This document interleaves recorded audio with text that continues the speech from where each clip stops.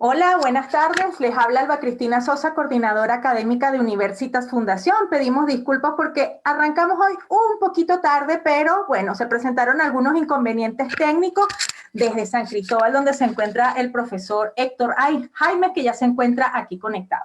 Les damos la más cordial bienvenida a nuestro espacio virtual dedicado al derecho del trabajo, al derecho laboral, jueves de videoconferencia.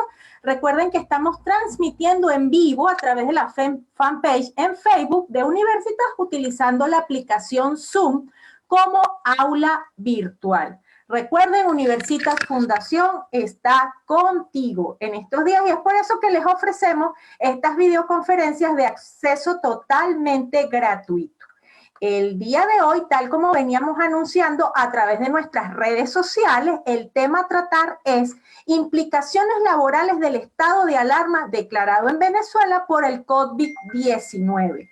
Rápidamente sobre este tema debemos indicar que en Gaceta Oficial Extraordinaria del 13 de marzo apareció publicado un decreto nacional de igual fecha, el cual decreta el estado de alarma en todo el territorio venezolano a causa del riesgo que representa el coronavirus. Esta medida nacional tiene efectos en diferentes ámbitos de la vida nacional y en el campo laboral no escapa de dichos efectos. En esta videoconferencia se disertará sobre las implicaciones del estado de alarma en las relaciones laborales, por lo que se analizará las actividades que se ven afectadas y exceptuadas de suspensión, alternativas ante la paralización de actividades laborales, consecuencias sobre la remuneración, alimentación y vivienda de los trabajadores y cómo afecta esta situación, por ejemplo, en el caso de los aportes de la seguridad social. El encargado de hablar sobre este tema es el profesor venezolano Héctor Jaime Martínez, quien es abogado egresado de la Facultad de Derecho de la Universidad Católica del Táchira, con estudios de posgrado en Ciencias Sociales del Trabajo de la Universidad París I, Francia, doctor en Derecho de la Universidad Central de Venezuela, profesor de Obligaciones y de Derecho del Trabajo de la Universidad Católica del Táchira, coordina la maestría en el área de Derecho Laboral de esa misma casa de estudios, ha sido profesor invitado en varias universidades nacionales, miembro de número de la Academia Iberoamericana de Derecho del Trabajo y la Seguridad Social, fue presidente de la Asociación Venezolana de Profesores Universitarios de Derecho del Trabajo y la Seguridad Social y ha sido expositor en diversos congresos, jornadas y conferencias en materia de derecho laboral a nivel nacional e internacional. Antes de dar el derecho de palabra al profesor Héctor Jaime, paso a indicar o a recordar las normas para el público participante y la fase de preguntas y respuestas. Agradecemos, por favor, mantengan sus micrófonos cerrados o apagados durante toda la videoconferencia y no activen la opción compartir pantalla de Zoom. Las preguntas y o comentarios deben hacerlas por escrito a través del chat para quienes se encuentren en esta sala virtual de Zoom o a través de la sección comentarios para quienes nos estén viendo a través de Facebook Live. Agradecemos que las intervenciones se refieran al tema que se está tratando y a los fines de dar paso al mayor número de comentarios o preguntas, por favor, realizar un comentario o pregunta por participante. No olviden escribir su nombre y país donde se encuentra. Advierto además, antes de dar el derecho de palabra al profesor, el profesor se encuentra con el tiempo limitado debido a que está conectado gracias a planta eléctrica. Así que vamos a tratar de ser lo más breve posible también en la ronda de preguntas y respuestas para dar la mayor participación posible. Muchas gracias a todos por estar aquí. Gracias, profesor Héctor Jaime, por estar con nosotros. Es suyo el micrófono. Adelante. Bueno, buenas tardes. Estos minutos de retraso, no soy un hombre acostumbrado a la puntualidad, son cortesía de Corpoelec y de la CanTV, porque no teníamos ni conexión ni energía eléctrica, todavía no tenemos. Tuvimos que gastar un poquito de la escasísima gasolina para poder prender la planta eléctrica y poder cumplir con esto. Bueno, no voy a referirme de entrada, tenemos tiempo contado, no voy a referirme de entrada a la situación del decreto de estado de alarma. Supongo que en el día de ayer, pues les explicaron suficientemente acerca del tema.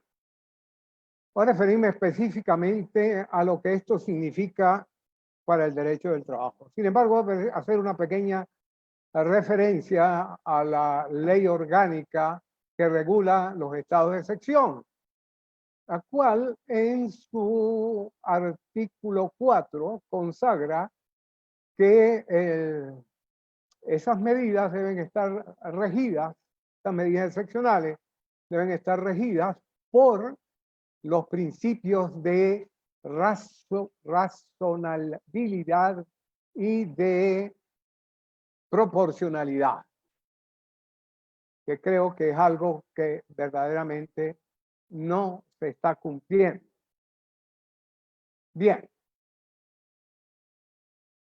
¿Qué significa esto para el derecho del trabajo? En primer lugar, entre las medidas, además de la emergencia del sistema de salud, que siempre ha estado en emergencia en este país de hace bastante tiempo, está la posibilidad de establecer restricciones a la circulación en determinadas áreas, en determinadas regiones, la posibilidad de ordenar la suspensión de actividades, especialmente actividades laborales, además de suspender las actividades económicas, eventos deportivos, las actividades, educativas, académicas, eventos deportivos, acceso a restaurantes, etcétera, etcétera. O sea, todo lo que implique una cierta aglomeración o una reunión de un cierto número de personas.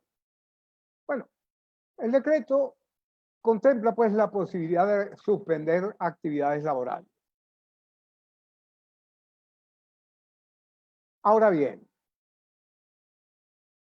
el decreto también contempla algunas excepciones a esa restricción, a esa suspensión de actividades laborales. Las excepciones son, en principio, similares y por eso podemos aplicar por analogía a esas restricciones que establece la ley en los artículos 185 sobre aquellas actividades que no se pueden realizar en días feriados o en días de descanso semanal, que están restringidas solamente a aquellas actividades que no pueden paralizarse en ningún momento y que están desarrolladas de manera muy concreta en el reglamento de la Ley Orgánica del Trabajo. Pero también hay que tener en cuenta una cosa, que estas actividades excepcionadas, estas actividades en las cuales se permite el trabajo, ese tipo de empresas a las cuales se les permite trabajar en ese momento, están regidas también por, hay que interpretarlas restrictivamente, de acuerdo con el artículo 186 de la Ley Orgánica del Trabajo. Voy a evitar todas esas parafernalia con que se denominan nuestras leyes para hacerlo todo un poco más breve. Y esa restricción se aplica a aquellas, en primer lugar, que solo se puede trabajar en aquellos trabajos que motiven la excepción y al personal estrictamente necesario para desarrollar esa actividad. Por ejemplo, una empresa que tiene todo un departamento de contabilidad, pues necesitará solamente el personal estrictamente necesario, mientras que en materia de producción necesitará mucho más gente, por ejemplo, en el sector alimenticio. Bueno, ¿qué implica para las demás empresas a las cuales se las obliga a dejar de trabajar, a dejar de producir? ¿Qué implica por ello? Simple y llanamente estamos en presencia de una situación que conocemos todos con el nombre de suspensión de la relación de trabajo, o más precisamente suspensión de los efectos de la relación de trabajo. Están reguladas desde los artículos 71 al 75 de la ley. Ahora bien, ¿cuál de las causales de suspensión desarrolladas en el artículo 72 es aquella que cabe aplicar en este caso? Para mí, estamos en presencia del literal I, que establece el caso fortuito o fuerza mayor. ¿Por qué? Porque estamos ante una situación que la doctrina denomina el hecho del príncipe, o sea, una decisión gubernamental que impide la realización de las actividades, como es el ordenamiento establecido en el decreto que comentamos. Ahora, hay que tener cuidado también porque dentro de esta situación se puede dar que una persona se enferme, bien, porque lamentablemente se contagie de este virus, de esta pandemia, o porque le dé otro tipo de enfermedad, en cuyo caso entraría otra causa de suspensión, como sería el de la enfermedad profesional o ocupacional o no ocupacional, que ocasionaría una suspensión de la relación de trabajo y que tiene, como veremos ahora, otras consecuencias distintas de la simple suspensión, en este caso por caso fortuito o fuerza mayor. Bueno, los efectos los conocemos, los recuerdo solamente, se suspenden los dos efectos, digamos, principales, si pudiéramos hablar en ese tono, de la relación de trabajo, como son, por parte del trabajador, la prestación de servicio personal y por parte del empleador, el pago de la remuneración que corresponde, o sea, a el salario, pues, que corresponde a causado por la prestación de ese servicio personal. Pero, ojo, si la suspensión se da por una causa como, por ejemplo, la enfermedad, pues en ese caso, de acuerdo con el mismo artículo que regula los efectos de la suspensión, habría que pagar el complemento del salario que no paga la seguridad social. Ustedes saben que la seguridad social nunca paga completo y la nuestra menos, de manera tal de que asumiría el patrono el complemento de aquella parte que no paga la seguridad social. Habría que pagar, evidentemente, el cesta ticket socialista porque ese procede aún incluso en los casos en que haya una suspensión de la relación de trabajo por enfermedad. Bueno, y las ventajas de alimentación y vivienda para aquellos casos, aquellos trabajadores, como por ejemplo puede ser el caso de un trabajo doméstico o trabajo en casa de familia, trabajo en el hogar, ¿verdad? Que tienen derecho a la vivienda, en algunos casos a la alimentación. Especímenes de trabajo cada vez más escasos. Y hay otra situación que es interesante, y es que la ley contempla que cuando la suspensión se da por una causa de fuerza mayor, hay que notificar dentro de las 48 horas siguientes a las inspectorías del trabajo. Bueno, aquí nos encontramos con dos situaciones. La mayoría de las inspectorías del trabajo no está trabajando.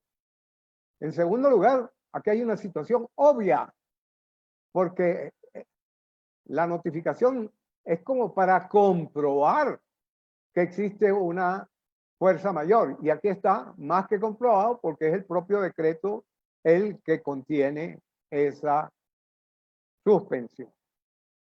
El otro aspecto es con esa disposición de la ley que obliga a pagar las cotizaciones de la seguridad social. Ajá.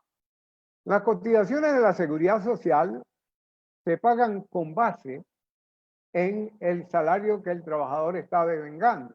Una parte lo paga el empleador, otra parte lo paga el trabajador.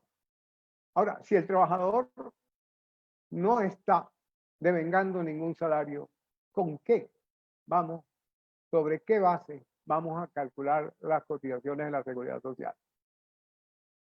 En principio, un porcentaje sobre cero que está percibiendo el trabajador tiene que dar cero. No obstante, sabemos lo arbitrario, la arbitrariedad que es lo que reina en estos organismos oficiales. Yo aconsejaría que el empleador por lo menos pague la cotización que a él le corresponde. Al trabajador no le pueden quitar nada porque no está recibiendo nada. Y lo que recibe por la Seguridad Social, en los casos en que lo reciba, pues eso no sería salario. Eso de acuerdo con el derecho, con la interpretación que hay que dar. Pero veamos más concretamente la situación del trabajo en aquellas empresas que están exceptuadas. Allí las cosas son un poco más complicadas. En primer lugar, insisto en que hay que aplicar aquella restricción establecida en la ley de que solo se pueden realizar aquellas actividades que están exceptuadas. Y en segundo lugar, solo utilizando el personal estrictamente necesario para realizar esas actividades. Por cierto, dentro de las actividades que están exceptuadas, no aparece, por ejemplo, el mantenimiento de los altos hornos, que es una situación que no se puede parar en ningún momento.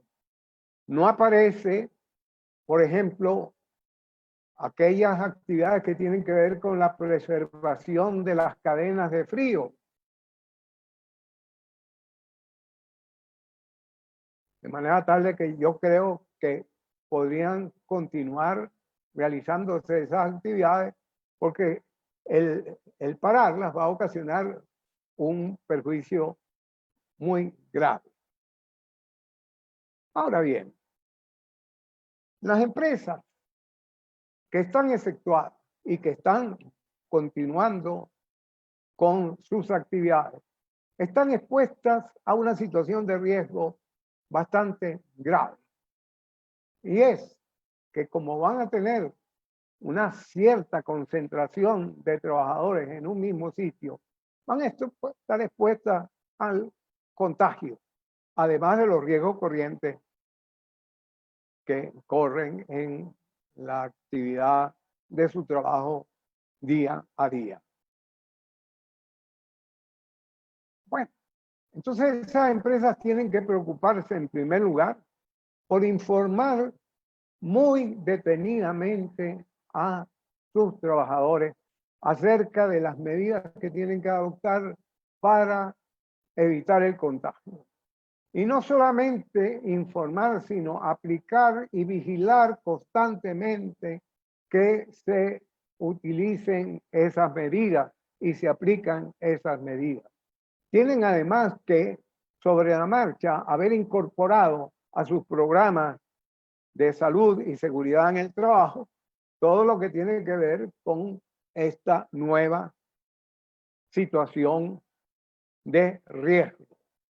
También tendrían que informar a los delegados de prevención de esas medidas a fin de lograr que sean difundidas.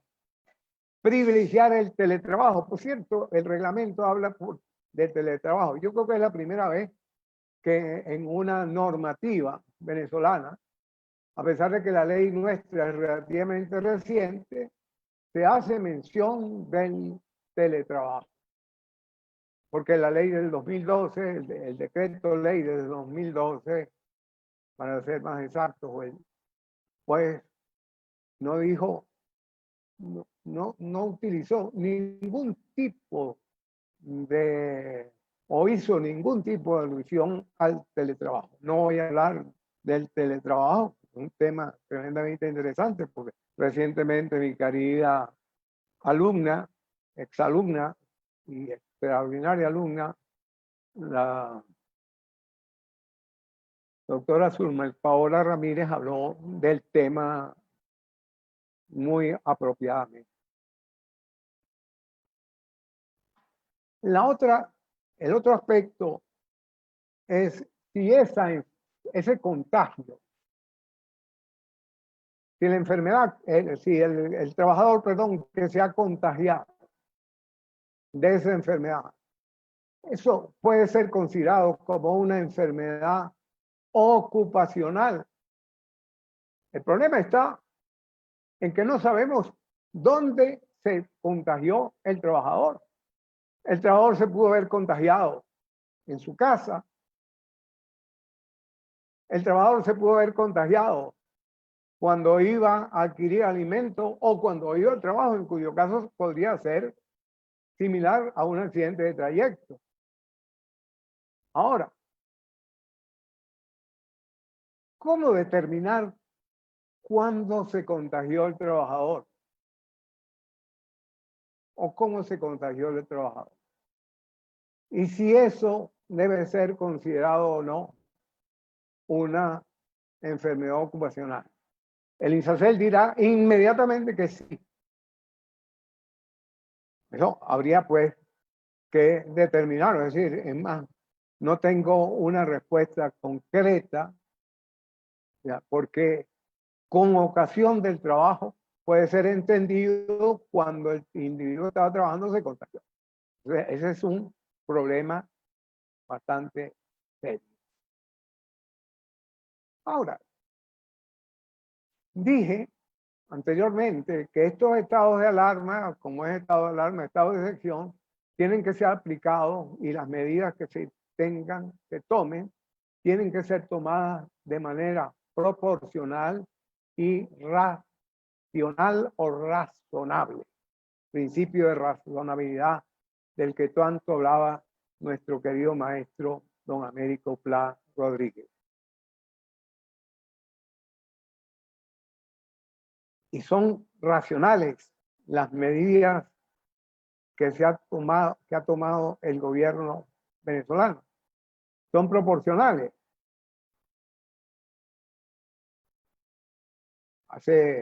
Ayer me enviaron la fotografía de una medida que habían tomado en Cumanacoa, el alcalde de Cumanacoa, que prohibía terminantemente venderle productos a cualquier persona mayor de 50 años.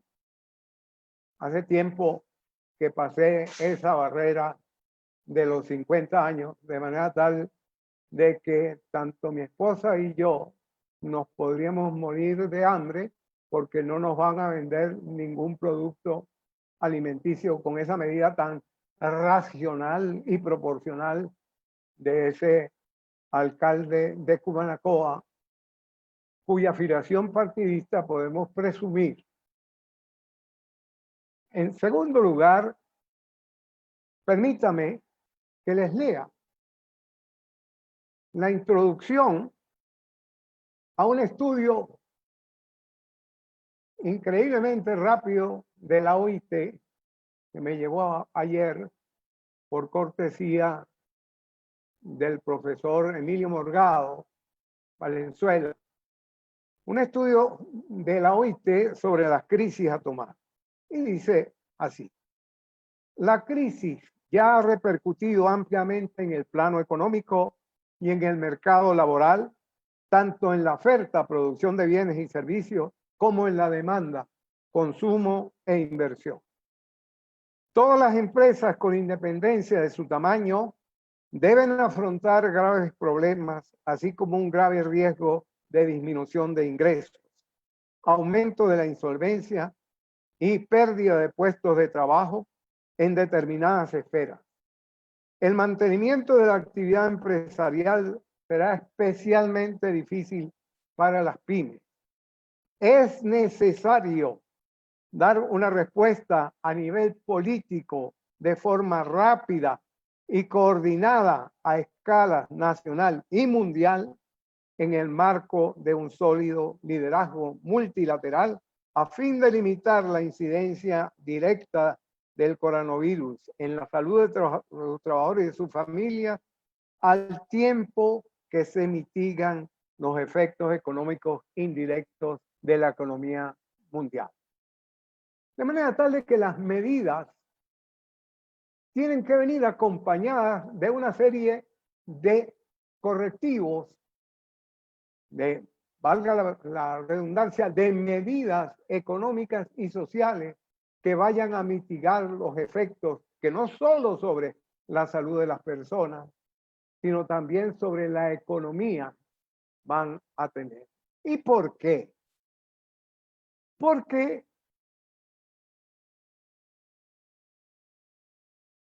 si la economía colapsa por completo, colapsa el empleo, colapsa el consumo, colapsa la productividad, colapsa, digamos, la vida de las personas. Las personas no van a tener los medios para satisfacer sus necesidades. De manera tal que no se puede limitar las medidas a decretar que todo el mundo se quede en su casa, a decretar lo que llamamos la cuarentena, ¿verdad? No se puede limitar a eso. Está muy bien. Me parece muy bien que todo el mundo se quede en su casa. Yo estoy desde mi casa y la mayoría de las personas están, supongo yo, de su casa. Los italianos y los españoles que no tomaron a tiempo esas medidas están sufriendo, han sido golpeados muy duramente por el contagio. Lo vemos a diario y vemos los testimonios que nos mandan, y yo casi ya dejo de ver esos videos porque afortunadamente he buscado otro tipo de actividades. Una de ellas es esta, o leer, oír música, arreglar mi biblioteca, que bastante falta le hacía, y uno se ocupa en otras cosas, pero solamente encerrado en la casa, la verdad, sobre todo los que tienen hijos pequeños, yo los compadezco. Veo a mi nieta haciendo desastres y a mi hijo y su esposa ocupados con ella a tiempo completo. Bueno, de manera tal que hay que tomar, eso bien tiene que venir acompañado de otras medidas económicas y medidas sociales. El decreto no contempla para nada. Y los dos decretos posteriores, el gobierno después dictó dos decretos posteriores. Veo a Hugo que me hace el enorme honor de escucharme y nos mandó dos decretos. Uno que tiene que ver con la inamovilidad laboral. Eso es, la inamovilidad laboral es un refrito, como dicen los periodistas. Una noticia del periódico de ayer, porque inamovilidad ya tenía. El decreto lo que hace a veces es confundir un poco las cosas. Y el otro decreto tiene que ver con algo que yo creo que es el país de Narnia, con dar algunos plazos en los créditos, los intereses moratorios, o eliminarlos, que no se pueden cobrar por esos créditos suspendidos, la prioridad en que los organismos crediticios le den crédito a las actividades que tienen que ver con la salud o que tienen que ver con la producción de alimentos, etc.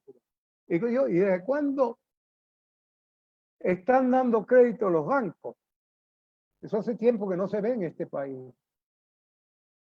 De manera tal que son dos medidas absolutamente inocuas, que no van a resolver en absoluto la situación. El trabajador lo que necesita es que le garanticen ingresos para su sustento. Eso es lo que necesita el trabajador. No que le garanticen la inamovilidad, que ya la tiene. El trabajador, ¿qué requiere? Que las fuentes de trabajo continúen después de que pase esta situación crítica, que no colapsen, y entonces necesita un apoyo. Bueno, si nos ponemos a ver medidas tomadas por otros gobiernos, el gobierno francés, Emmanuel Macron, estableció y garantizó que ningún ciudadano francés iba a pasar necesidades en esta situación de crisis. Apoyo. La Unión Europea está destinando cantidades nunca vistas. Está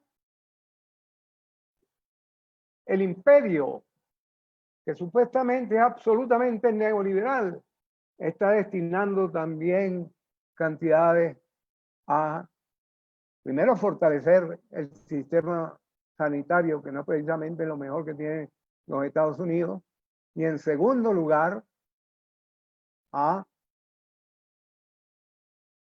subvencionar a los trabajadores y destinando billones de dólares para las empresas.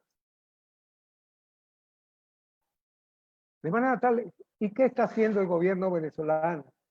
Anunciaron por allí que iban a dar un bono, pero no lo he visto todavía en ningún decreto. Me mandaron como un proyecto de decreto que nunca ha aparecido en Gaceta. Como ahora aquí la idea es dispara primero y averigua después. ¿En qué sentido?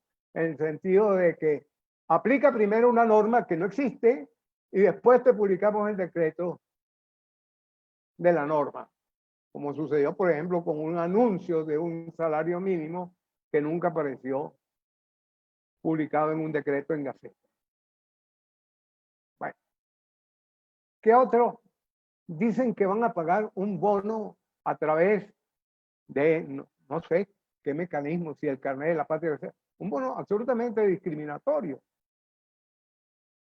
Eso solo se le da a algunas personas. En estos días publicaron un video de unos militares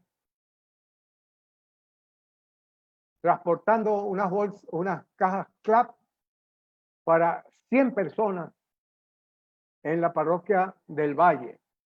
La gente se burlaba porque pusieron en lugar de acercar el camión, pusieron el camión bastante lejos y entonces tuvieron que utilizar una cantidad de gente, pero solamente eso era para propaganda. Dígame usted, ¿y qué solución tan grande es darle cajas CLAP a 100 personas en la parroquia del Valle? ¿Y las demás dónde están? O a 100 familias. Eso no son medidas. Y las medidas que se tienen que tomarse, el gobierno no las puede tomar absolutamente solo, sino que tienen que ser producto de un gran diálogo social. En eso hay que insistir. Y fíjense lo que dice la OIT en ese informe. El diálogo social tripartito entre los gobiernos y las organizaciones de trabajadores y empleadores es un instrumento fundamental para elaborar y aplicar medidas reparadoras sostenibles a escala comunitaria y mundial. Ello requiere de organizaciones de interlocutores sociales sólidas, independientes y democráticas. Lamentablemente, nuestro sistema de relaciones de trabajo está absolutamente destruido. Pero es urgente que no solamente este país, que todos los países retomen un diálogo social para hacer frente a esta situación, que es la situación más crítica en que se ha visto la humanidad, yo creo, después de la Segunda Guerra Mundial. Bueno, Lamentablemente vamos a tener que parar acá. Creo que me he excedido un poquito del tiempo y agradezco mucho la audiencia. Veo a Ana Victoria también allí, por ahí a César Carballo. Un abrazo muy grande para todos los amigos y les agradezco mucho su atención. Muchísimas gracias al profesor Héctor Jaime por esa exposición que nos ha dado, donde nos aclara de verdad varias cosas de los efectos laborales de esta declaratoria de estado de alarma en Venezuela, los efectos laborales, desde luego. Sabemos que al profesor le queda muy poquito tiempo de conexión. Así que antes de empezar a dar respuesta a la cantidad de preguntas que han llegado, porque el día de hoy tenemos prácticamente 100 conectados en esta aula de Zoom. Agradecemos a todos por estar conectados, más otro tanto a través de la fanpage de Facebook.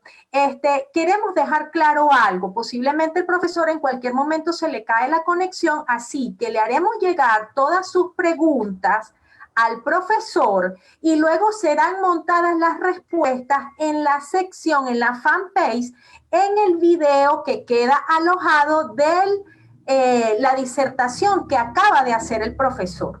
Así que, profe, si tiene algún otro comentario adicional que hacer al respecto, es suyo el micrófono nuevamente. No, el único comentario que tengo que hacer es que espero que todos se cuiden, que todos guarden su cuarentena. Y bueno, desearles que se mantengan en muy buen estado de salud y que ojalá salgamos pronto de esta pesadilla que estamos viviendo a nivel mundial y los venezolanos muy preocupados porque nuestro sistema de salud no creo que dé para solventar, para hacer frente a un contagio masivo. Bueno, antes de que también el profesor se desconecte y cerremos esta videoconferencia por el día de hoy, queremos invitarlos el día de mañana. Hay 2 videoconferencias. A las 10 de la mañana será la primera, donde el Observatorio Venezolano de Servicios Públicos, en alianza con Universitas Fundación, va a conversar sobre la situación de los servicios públicos en Venezuela. Y en la tarde será la segunda videoconferencia a las 4 p.m. hora Venezuela sobre la nueva regulación laboral chilena sobre el teletrabajo, que es la más reciente en Iberoamérica. Van a estar con nosotros en esa videoconferencia 2 de las corredactoras de esta norma, la profesora de la Universidad de Chile, Macarena López, y la experta en asesoría laboral, María de los Ángeles Santos. Así que los invitamos también a que se conecten, tanto en la hora de la mañana como en hora de la tarde. Bueno, profesor, mientras se va, que sé que está a punto, por aquí tenemos una pregunta. Voy a leerle una primera pregunta que se encuentra en Facebook, Víctor Jiménez desde España. ¿Tiene el empleado la obligación de avisar a la empresa si aprecia riesgo de estar contagiado? ¿Y pueden las empresas sustituir a trabajadores que estén en cuarentena? Bueno, con respecto a la primera parte de la pregunta, creo que sí, que es una obligación, no solamente con su empleador, sino una obligación social, una obligación de avisar que está contagiado. No, eso me parece duro. La segunda parte de la pregunta sí no la escuché muy bien. ¿Cómo no, profesor? Le leo la segunda parte. ¿Pueden las empresas sustituir a trabajadores que estén en cuarentena? Lo puede sustituir temporalmente, pero no lo puede sustituir definitivamente. Bueno, por lo menos en la legislación venezolana y en casi todas las legislaciones que conozco, los trabajadores gozan de un fuero especial, o sea, de una especie de inamovilidad que no pueden ser sustituidos definitivamente. Perfecto, profe. Por acá, la profesora Jacqueline Richard, quien se encuentra por allí conectada, hizo llegar su pregunta en modo privado, no aparece para todos, así que no se darán cuenta. Buenas tardes, excelente exposición y muy clara. ¿Qué responsabilidades tienen los directores de hospitales en general, el personal directivo de un hospital, si obligan a los trabajadores a prestar servicios sin tapabocas, guantes y ropa desechable? Bueno, evidentemente que son responsables, absolutamente responsables, incluso hasta penalmente responsables, porque eso es primero, es una situación de una persona, de ser irresponsable para consigo mismo y para con los demás, para con la comunidad. Y en segundo lugar, pues tienen que responder incluso hasta penalmente para con esos trabajadores a los que exponen en esa situación y si se contagian, peor todavía. Ahora, estamos en Venezuela. Ustedes saben lo que quiero decir. Si es un hospital del Estado, no pasa nada. Si es un hospital privado, ay Dios mío. Profesor, una siguiente pregunta que hay por aquí. Yolanda, quien está conectada. En Venezuela, con el decreto de inamovilidad laboral, ¿igual se puede plantear una suspensión de la relación de trabajo? Y la suspensión de la relación de trabajo está planteada. No es que se va a plantear, está planteada. Y sí, se puede hacer también de manera negociada. Eso no implica que la inamovilidad no tiene nada que ver con el hecho de la suspensión. Tiene que la inamovilidad, evidentemente que el trabajador no puede ser ni trasladado, ni desmejorado, pero ante una situación de hecho, la inamovilidad, la suspensión en este caso se da por una causa extraña no imputable. Bueno, muy bien, profe. Por acá hay una pregunta de una persona de Guatemala, Karen de la Cruz, indica lo siguiente.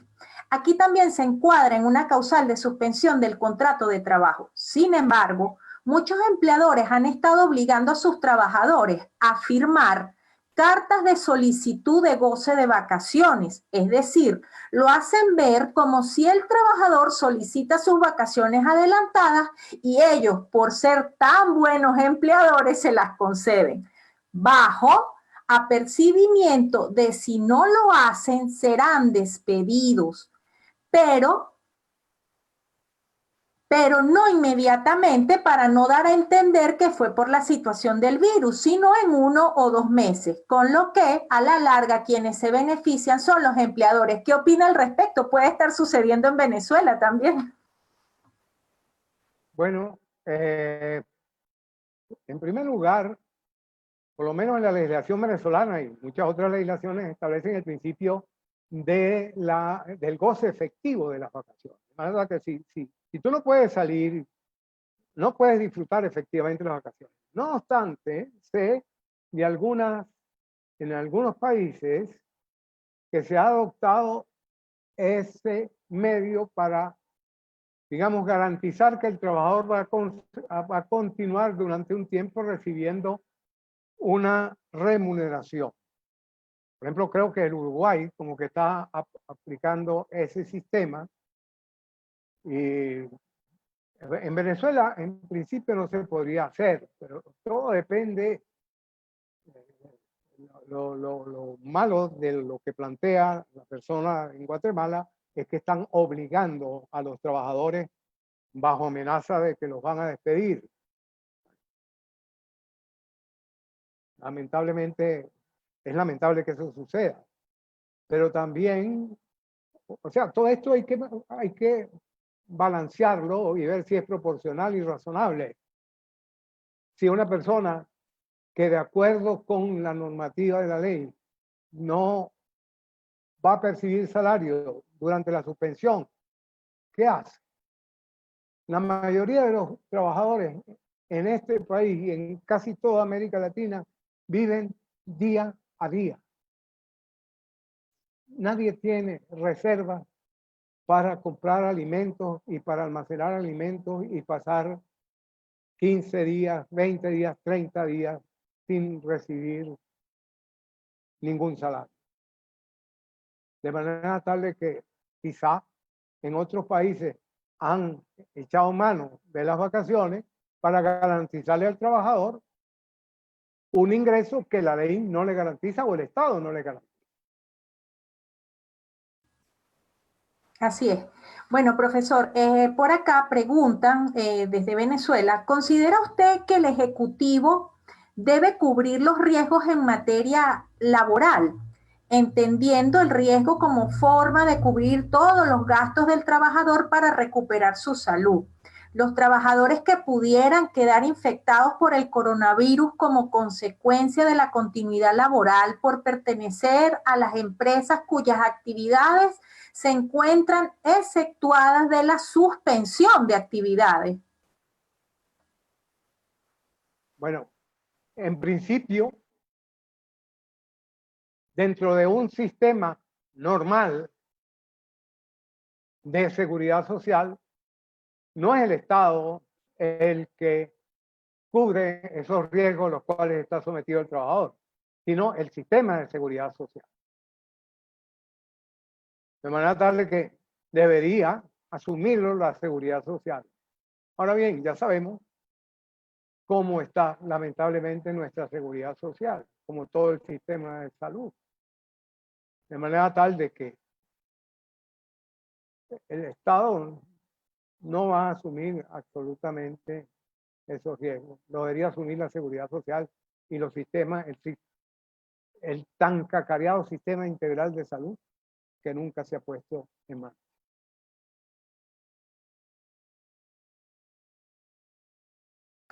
Por acá hacen un comentario desde México, Angélica.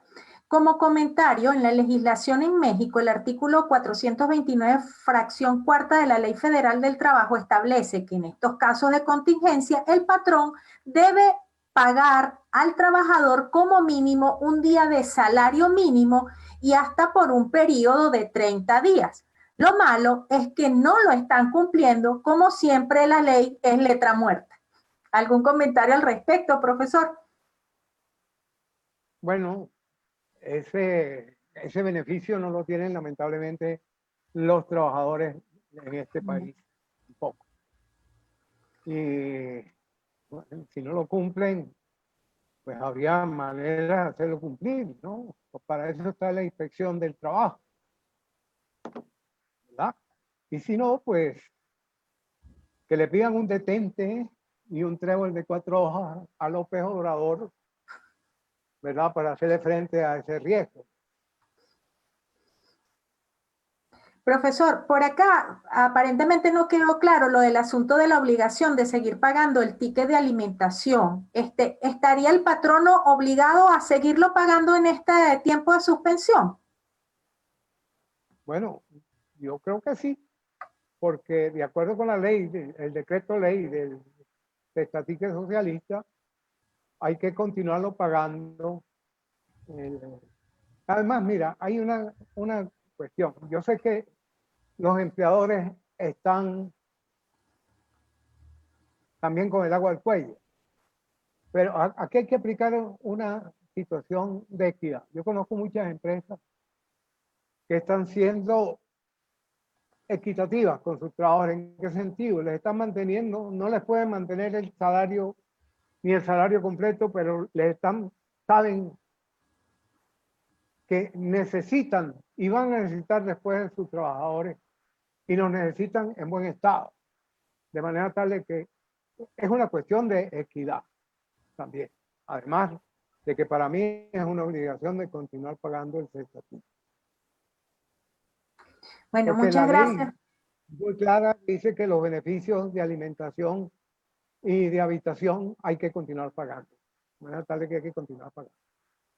Así es, profesor. Muchísimas gracias de verdad por su disertación, por las respuestas que pudo dar a las preguntas. Estoy viendo el tiempo y por eso ya voy a ir cerrando. Por acá, Natalie de Universitas Fundación les copió en el chat el enlace donde queda alojada el video de la videoconferencia de hoy. Le manda sus saludos Néstor Álvarez Yepes, del Instituto de Estudios Jurídicos del Estado Lara. Saludos a los profesores Francisco Iturraspe, a Jacqueline Richard, que estuvo por allí también, al profesor César Carballo. Muchas gracias a todos los que estuvieron presentes el día de hoy. Les recuerdo, el resto de preguntas o comentarios que no fueron respondidos el día de hoy se lo haremos llegar al profesor Héctor Jaime. Luego, en los próximos días, se irán alojando en la sección comentarios donde se encuentra el video en la fanpage, las respuestas o comentarios que tenga a bien hacer el profesor. Muchísimas gracias a todos. Gracias, profesor, de verdad, nuevamente por el esfuerzo que sabemos que hicieron sobrehumano prácticamente para poder estar conectados el día de hoy. Recuerden, nos vemos mañana. En horas de la tarde tendremos otra videoconferencia sobre temas laborales, el teletrabajo en Chile, que tiene una nueva regulación muy reciente. Gracias a todos, profe. Nuevamente el micrófono es suyo. Despídase. Bueno, solamente agradecerles a los amigos. ¿No? Me he dado cuenta que Pancho estaba ahí también y Jacqueline. No sé si lo había visto. Bueno, había visto su... Y bueno, muchas gracias y ha sido un placer hablar sobre estos temas. Siempre nos apasiona. Saludos a todos. Gracias a todos. Buenas tardes a todos donde quiera que se encuentren. Nos vemos pronto. Chao.